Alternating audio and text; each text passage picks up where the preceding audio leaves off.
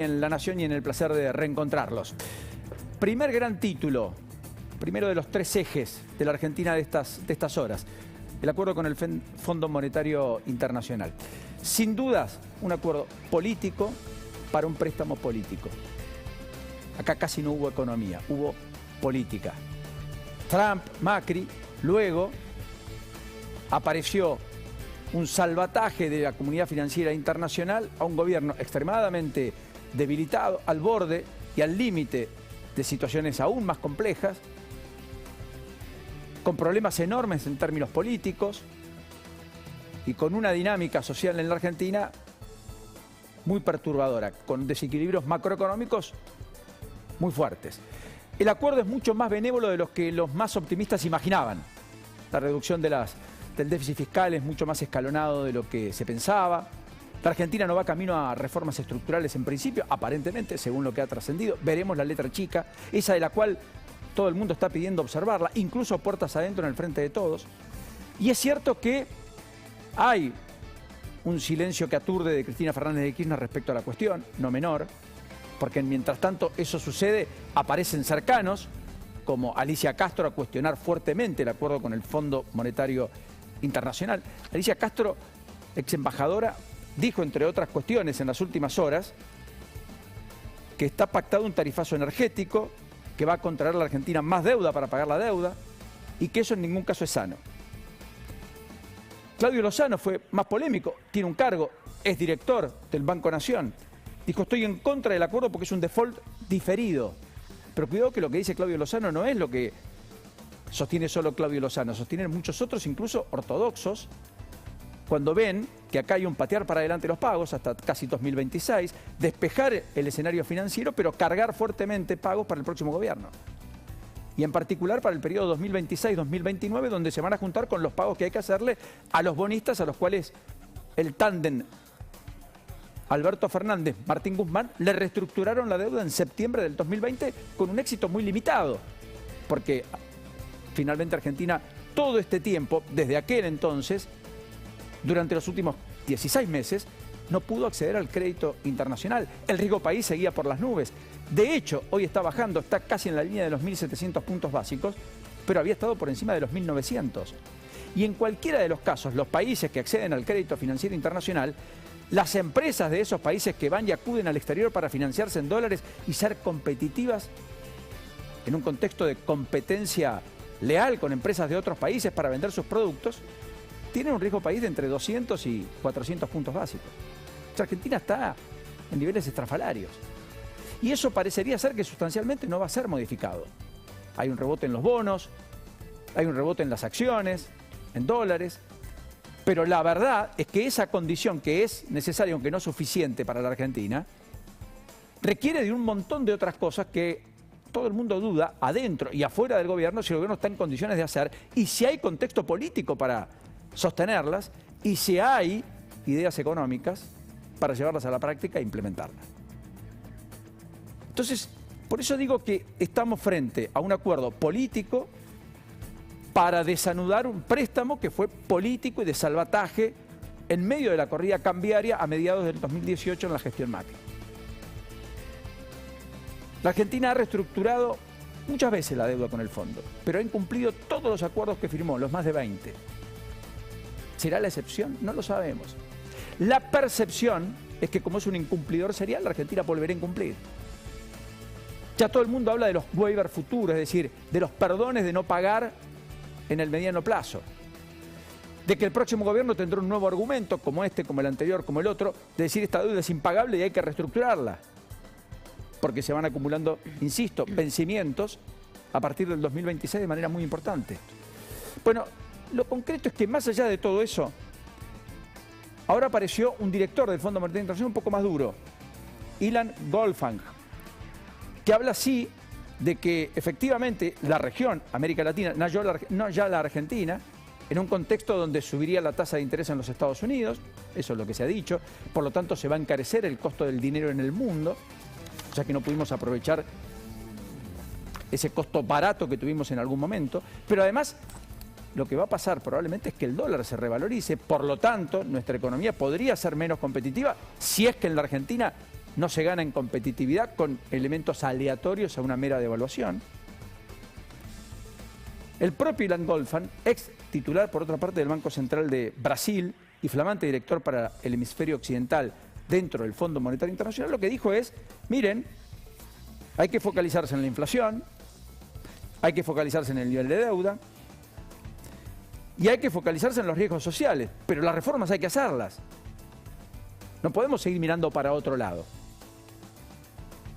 En todo caso, es cierto, Melconian dijo, miren, es el plan pegatina, el hambre y las ganas de comer se juntaron, hablando del fondo y la Argentina. Y que lo más relevante es dejar de vender dólares.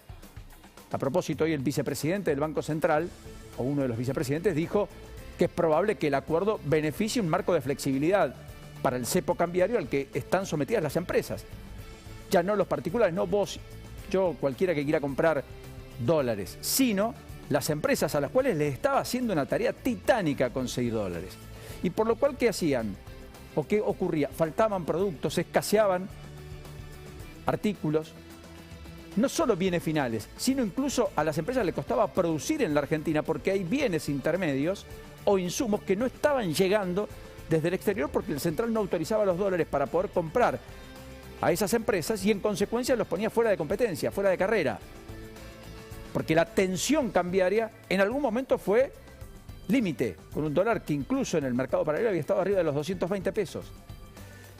Y dicho sea de paso, al rebote de los bonos, a la baja del riesgo país, a la suba de la bolsa, no hay que dejar ni perder de vista que también lo que sucede es que los dólares financieros casi están en el nivel del día viernes, todos arriba de 215, algunos arriba de 220, el MEP y el contado con liquidación, es decir, los argentinos que hacen operaciones con bonos en la Argentina para comprar dólares, billete, dólar MEP, o los que hacen operaciones en el exterior para acreditar esos dólares en cuentas en el exterior, legales, y que pagan un sobrecosto y que está por arriba de los 220 pesos hoy.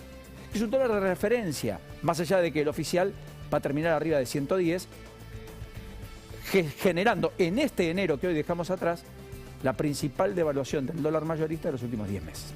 Así que este es el primer o la primera gran foto. Después se mueven los actores. Después viene si Juntos por el Cambio aprueba o no. Ya los cordobeses de Schiaretti dijeron, miren, nosotros nos vamos a abstener porque las consecuencias y el responsable del acuerdo y de este acuerdo en particular es Alberto Fernández. En el kirchnerismo hay un silencio casi estampa, salvo excepciones. Ferraresi salió a validar el acuerdo, ministro. Pero hay otros que todavía no se expresaron. Máximo Kirchner, La Cámpora, Cristina Fernández de Kirchner. Kicillof dio cuenta del acuerdo, pero hizo más alusión a Mauricio Macri más que, o sea, cómo se tomó la deuda que al acuerdo en sí. Así que todavía hay incertidumbre. Sí apoyó a Alicia Kirchner, que por cierto poco margen tenía para otra cosa. Así que veremos, porque acá, sobre la letra chica, que es lo que va a llegar al Congreso y que se va a discutir en el Congreso, y veremos cuándo, va a haber todavía debates colaterales, accesorios a esta primera puesta en escena que evitó eventualmente el default el viernes, tras el pago de la Argentina, que hará otro pago por otra parte mañana, además de 300 millones de dólares, y que resta dilucidar si en la letra chica está contemplado que finalmente esos pagos de este año vuelvan a la Argentina como gesto del fondo para no dejar las reservas en un punto límite extremo, en un mes, febrero, donde todavía no está la cosecha. Segundo gran título es la justicia, porque si hay algo por lo cual se va a caracterizar este año probablemente, y la demostración más cabal la tenemos mañana en la apertura del año judicial, o el fin de la feria, pónganlo como ustedes quieran, y la movilización de sectores del gobierno pidiendo la remoción y la renuncia de los jueces de la Corte, los 4 que actualmente están en la Corte, es que la justicia va a ser uno de los objetivos del gobierno. Y les advierto una cosa, no es novedoso. La justicia ha sido, en la mirada del kirchnerismo, en origen, siempre un obstáculo a la idea de que desde la política se pueden hacer reformas independientemente de lo que la ley establece. Y si no, miren, Néstor Kirchner asumió el 25 de mayo del 2003. El 3 de junio sucedía esto. Néstor Kirchner, el que venía del 22%, el que buscaba empoderarse, el que construía o intentaba construir ya la transversalidad, Así es. Reclamamos que cada uno ejerza con responsabilidad el rol institucional que le compete. Separar a uno o varios miembros de la Corte Suprema no es tarea que pueda concretar el Poder Ejecutivo. No es nuestro deseo contar con una Corte adicta. Queremos una Corte Suprema que sume calidad institucional y la actual dista demasiado de hacerlo. Fue lejos por entonces, recién asumía, estaba empoderado, pero le pidió por cadena nacional la renuncia a los jueces de la Corte. Advierto, todos los gobiernos quisieron tener una Corte afín. Algunos ampliaron, otros cambiaron. Mauricio Macri por decreto, cuando arrancó el gobierno, quiso nombrar 2 jueces. Luego lo hizo por ley, por los cuestionamientos más propios que externos inclusive, en una demostración de, por entonces se suponía, cierta fuerza o fortaleza de un presidente que no tenía mayoría en las cámaras y que era difícil en términos de planteo de cómo iba a gobernar a futuro, en esas condiciones. Y está claro que un sector del gobierno va por la justicia. Tal vez la figura más emblemática de esa batalla es Cristina Fernández de Kirchner, porque es la propia. Pero la trasciende a ella. Va a haber muchos que están procesados, otros que fueron condenados. Mañana, levantando banderas, estará Luis Delía, estará Ramos Padilla, el padre de Juan Ramos Padilla, el juez federal de La Plata, con competencia electoral. Ferraresi ha dicho que valida la marcha, veremos si va. Cristina Camaño, la titular de la Agencia Federal de Inteligencia. Juan Martín Mena, el número 2 del Ministerio de Justicia. Martín Soria por ahora es silencio. Le voy a preguntar a Lourdes si hubo alguna mención de él en las últimas horas. Otros dicen que no acompañan, que no validan, que no es tiempo, que no es contexto y que no es la forma. Pero así está el gobierno. Y la oposición mira. Y la sociedad también. Porque es cierto que siempre que se plantean estos temas hay un caldo de cultivo. La imagen de la justicia no es buena. Vastos sectores se envalentonan con la idea de que ahora es el momento de dar la batalla para quebrar la muñeca y finalmente avanzar. En el medio van a poner otros elementos que van a ser un poco más populares. Pero en el fondo siempre está la intención de cooptarla. Y eso es muy grave. Se pronunció la Asociación Empresaria Argentina, lo veían hace un ratito con Guada y Hugo. Se ha pronunciado la Asociación de Fiscales, los magistrados de distintas provincias. Bueno, de todo esto vamos a estar hablando con Lourdes, porque en el fondo yo creo que lo que está pasando es que la justicia va a ser uno de los grandes objetivos y la demostración más cabal es lo que va a suceder mañana y cómo finalmente empieza el mes de febrero al respecto. Y el último tema, un poco más breve, entre los ejes que tenemos en la Argentina, está este que es la de la convivencia con el COVID. Porque cuando yo me retiré el 23 de diciembre, todos hablábamos, bueno, vendrá un rebrote después de la fiesta. Todo vino. Omicron disparó. Entonces, frente a un sistema deficitario de testeos, ahora es muy aleatorio, ahora depende el cuadro clínico, si alguien se testea o no. En la provincia solo lo hacen a factores de riesgo mayores de 60. Bueno, en cualquiera de los casos con vacunas, ya casi 28% del total de la población argentina tiene la dosis de refuerzo, casi 28%. Dinamarca tiene más del 60% con dosis de refuerzo, por eso abre todo mañana.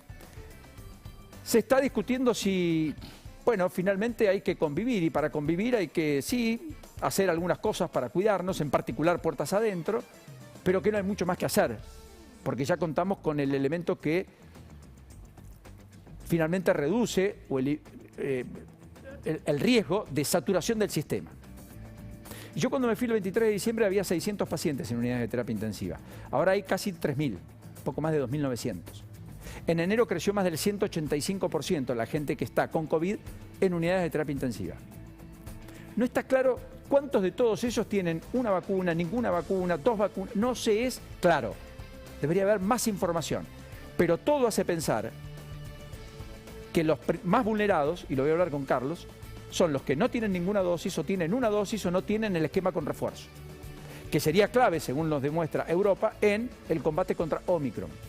Pero no hay duda tampoco de que nunca tuvimos tantos casos como en los últimos 30 días, que nunca conocimos tanta gente con COVID como en los últimos 30 días, y que, por cierto, tampoco conocimos tanta gente que atravesó con síntomas leves la enfermedad. En la mayoría de los casos, incluso de manera sintomática, que tenían que hacerse un test para volar al exterior o para volver al trabajo o por la actividad que tenían, o los cuadros de fútbol, los equipos de fútbol que iban a entrenamiento. Entonces, el Dakar, miren, el Dakar, que se corrió en enero, 20 pilotos quedaron afuera, todos viajaron, etcétera, con PCR negativo desde sus lugares de origen. Llegaron a Arabia Saudita y dieron positivo, no pudieron largar.